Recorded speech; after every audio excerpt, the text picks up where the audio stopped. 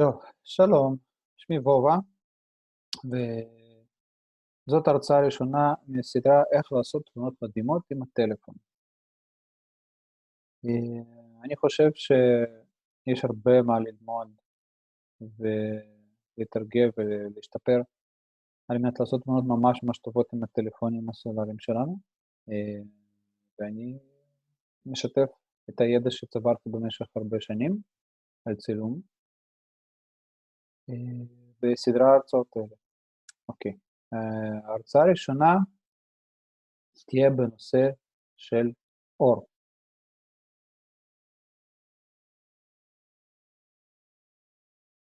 אור זה הדבר הכי חשוב בצילום. יש כמה מרכיבים שממש ממש ממש חשובים.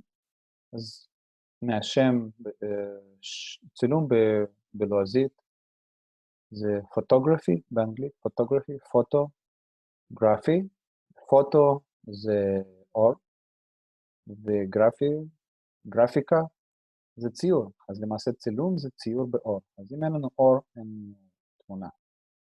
והדבר הכי חשוב לדבר עליו זה אור.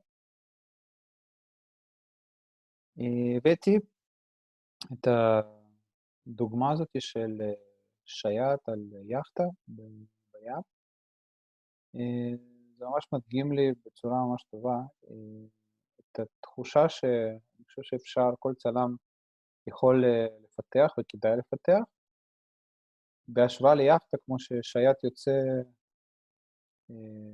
לים, כן? ודבר ראשון שלפני שהוא מרים מפרש, צריך להבין את מאיפה באה הרוח, זאת אומרת כיוון הרוח, טיב הרוח, האם היא חזקה, האם היא חלשה, האם היא משתנה, ואז בהתאם לזה להתכונן לשוט. וזה מאוד מזכיר איך צלם אמור להרגיש את האור שסביבו בשביל ליצור תמונה טובה. סוגי האור שיש לנו, סוגי המקורות האור, בסך הכל יש שני סוגים, יש אור טבעי ויש אור מלאכותי. והסוגים של אור, זה אותו דבר, מגיע גם בטבעי וגם מלאכותי, זה האור יכול להיות ישיר, או הוא יכול להיות מפוזר או מוחזר. מה הכוונה? ישיר זאת אומרת שאנחנו, או נגיד אם אנחנו מצלמים פורטרט, זאת אומרת אותו מודל, בן אדם שאנחנו מצלמים, האור נופל עליו ישירות מהמקור, ומפוזר זה אומר שהאור לא נופל ישירות מהמקור, זאת אומרת הוא מוחזר מכל מיני כיוונים. אנחנו נראה בדיוק מה זה אומר וכמה דוגמאות. ככה, מקורות אור טבעי יכולים להיות שניים בסך הכל, יש שמש ויש ירח. כן, באור ירח ממש אפשר לצלם תמונות יפות. יש באינטרנט, תחפשו. בקורס הזה, שזה קורס ממש ממש בסיסי, אנחנו נדבר רק על אור שמש. והאור שמש יכול להיות אור שמש ישיר, שהוא נופל עלינו, או על מה שאנחנו מצלמים, נוף, איזשהו נושא אחר. האור יכול להיות בצל, בצל עדיין יש מלא אור, למרות שאנחנו עומדים בשמש ומסתכלים על הצל, זה נראה לנו חשוך, אבל כשאנחנו נכנסים לתוך הצל, העין שלנו מסתגרת, ואנחנו רואים ממש ממש טוב.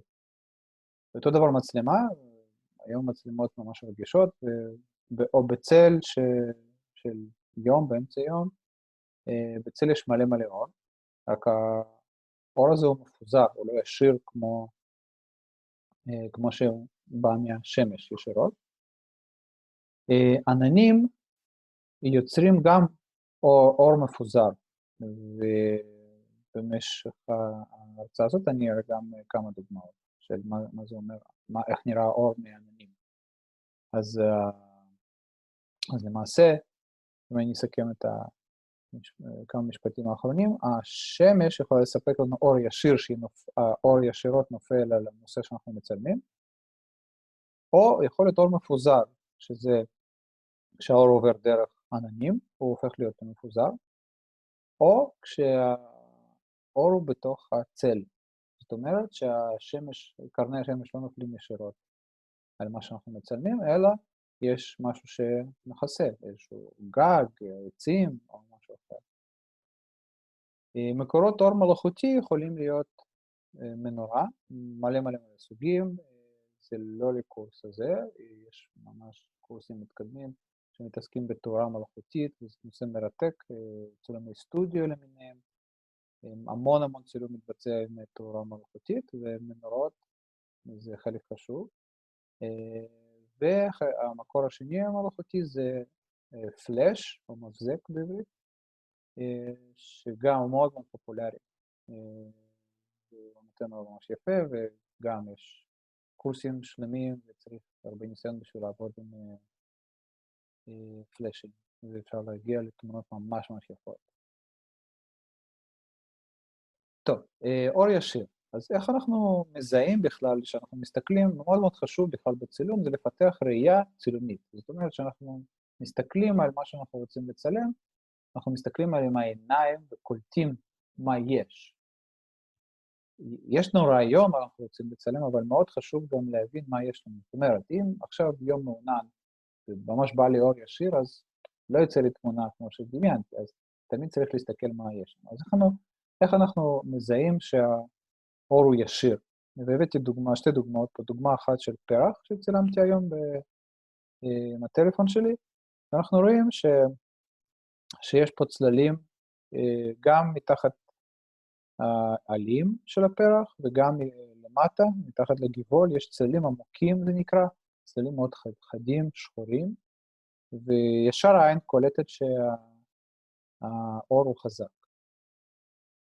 עוד דוגמה, צילמתי את עצמי, מתחת לשמש, רואים כתמי אור בהיר על המצח, וצללים די חזקים מהאף וחלק מהפנים, ועל הצוואר גם, אוקיי? ממש רואים צללים חזקים וחדים. העין ממש יכולה לזהות את הצללים החדים, וככה אנחנו יודעים מקור האור שלנו הוא ישיר. לעומת זאת, פרח דומה, צילמתי בתאורה עם עננים, שזה אור מפוזר, או מפוזר, כמו שאמרתי.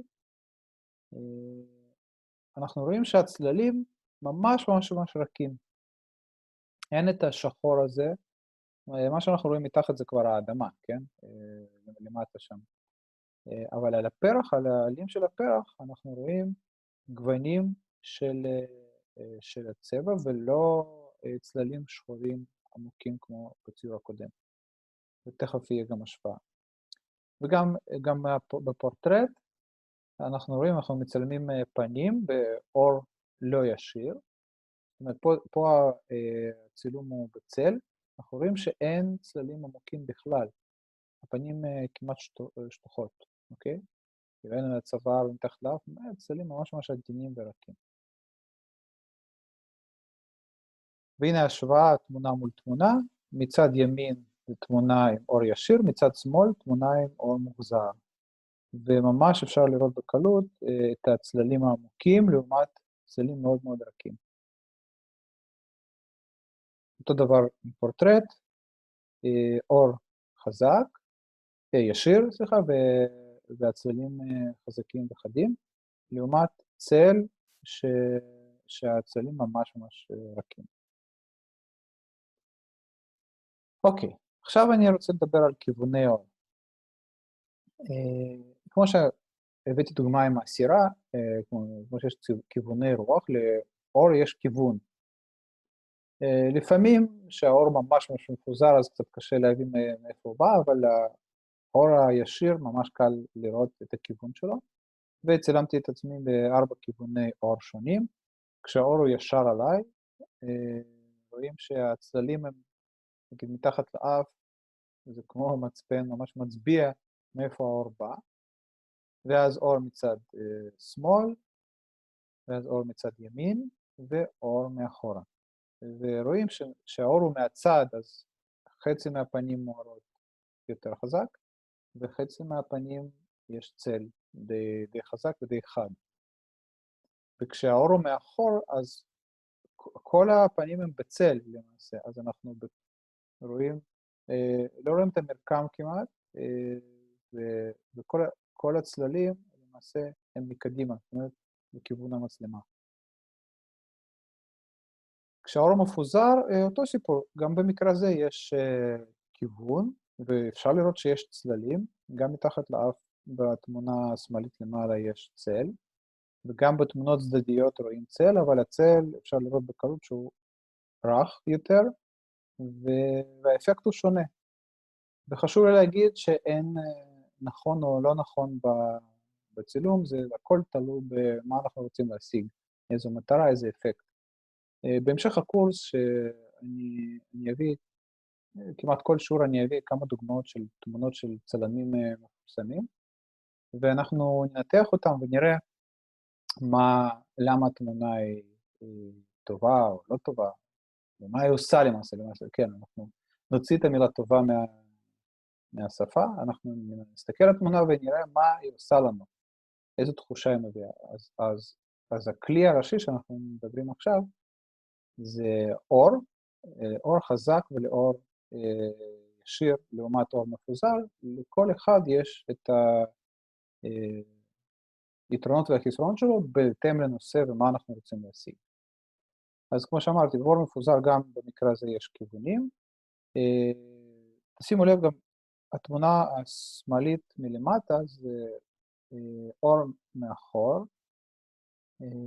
ואיך אני יודע שהאור מפוזר, טוב, פה קצת קשה לראות, אבל בגלל התמונות האחרות, השמש נכנסה מאחורי ענן, וזה מה שגרם לאור להיות יותר מפוזר, ולא ישיר עם צללים חדים.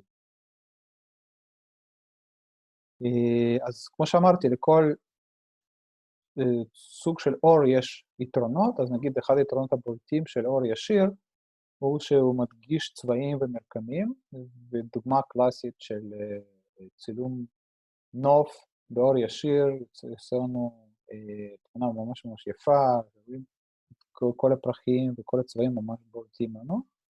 לעומת זאת, באותו מקרה, צילמתי באור מפוזר כשחיכיתי לעננים, ורואים שפחות רואים את הצבעים והמרקמים של הצמחים. עכשיו, האם זו תמונה פחות טובה? אני לא יודע, תלוי מה רציתי להשיג. יש איזשהו מצב רוח שהתמונה הזאת מעבירה. אוקיי?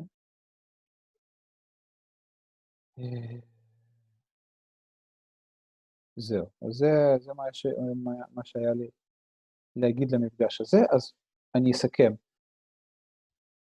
האור שאנחנו מדברים, האור הזה זה המרכיב הכי חשוב בצילום, האור יכול להיות טבעי ומלאכותי, האור הטבעי יכול להיות ישיר או מפוזר, וגם האור המלאכותי יכול להיות ישיר ומפוזר, ובמפגש הזה אני דיברתי על אור טבעי וכל מיני דוגמאות של אור ישיר ומפוזר,